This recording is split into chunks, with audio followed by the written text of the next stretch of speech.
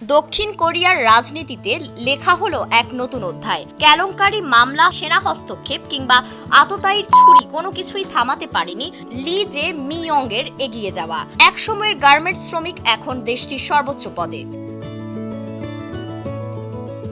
Lee Jae Ming ইয়ের জীবন গল্প যেন কোনো চলচ্চিত্রের কাহিনী।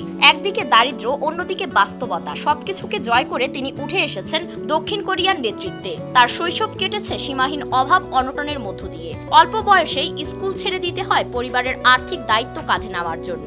একটি পোশাক কারখানায় শুরু হয় তার কর্মজীবন, কিন্তু দুর্ভাগ্য পিছু ছাড়েনি। কাজের সময় এক দুর্ঘটনায় তার কোনোই মারাত্মকভাবে জখম হয়। সে চোট আজও স্পষ্ট। তবু থেমে থাকেননি লি। অধ্যাবসায় আর মেধা দিয়ে অর্জন করেন স্কলারশিপ, ফেরেন শিক্ষায়। মাধ্যমিক ও উচ্চ মাধ্যমিক শেষে আইন বিষয়ে পড়াশোনা করে 1986 সালে পাশ করেন বার পরীক্ষা। এরপর শুরু হয় মানবাধিকার আইনজীবী হিসেবে তার দীর্ঘ পথ চলা। প্রায় 2 দশক নিপীড়িত মানুষের হয়ে লড়েছেন আদালতে।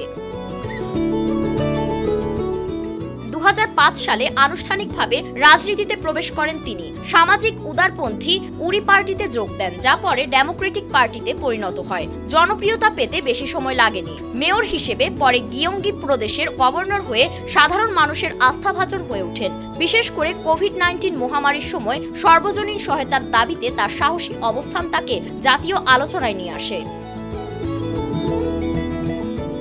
2022 সালের প্রেসিডেন্ট নির্বাচনে অংশ নিয়ে অল্প ভোটের ব্যবধানে পরাজিত হন তিনি, কিন্তু রাজনীতির অঙ্গনে তার উপস্থিতি আরো দীর্ঘ হয়। 2024 সালে একটি রাজনৈতিক সমাবেশে এক আততায়ীর হাতে ছুরিকাঘাত হন লি জে মিয়ং। হামলাকারীর উদ্দেশ্য ছিল তাকে হত্যা করে তার পথ রুদ্ধ করা, কিন্তু ভাগ্য এবং মনোবল দুটিই ছিল লির পক্ষে। মৃত্যুর মুখ থেকে ফিরে এসে আরো বেশি শক্তিশালী হয়ে ওঠেন তিনি।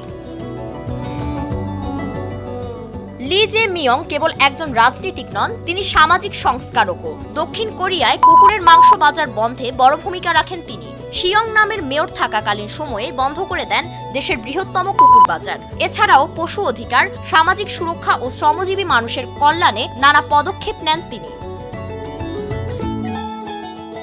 তবে তার পথ চলা একেবারেই মসৃণ ছিল না। একটি রিয়েল এস্টেট প্রকল্পে দুর্নীতির অভিযোগ ও নির্বাচনী তথ্য গোপনের মামলায় এখনো আইনি লড়াই চালিয়ে যাচ্ছেন তিনি। তবে তিনি সব অভিযোগকে রাজনৈতিক প্রতিহিংসা বলেই মনে করেন। লি জে মিয়ং এর এই জীবনগাথা যেন প্রমাণ করে নেতৃত্ব জন্মসূত্রে আসে না, তা তৈরি হয় আত্মত্যাগ, অধ্যাবসায় এবং সংগ্রামের মধ্য দিয়ে। দক্ষিণ কোরিয়ার বর্তমান রাজনীতি তাই কেবল এক প্রেসিডেন্ট পরিবর্তনের ঘটনা নয়, এটি একজন মানুষের জেদ, স্বপ্ন আর সাহসিকতার বিজয়ের ইতিহাস।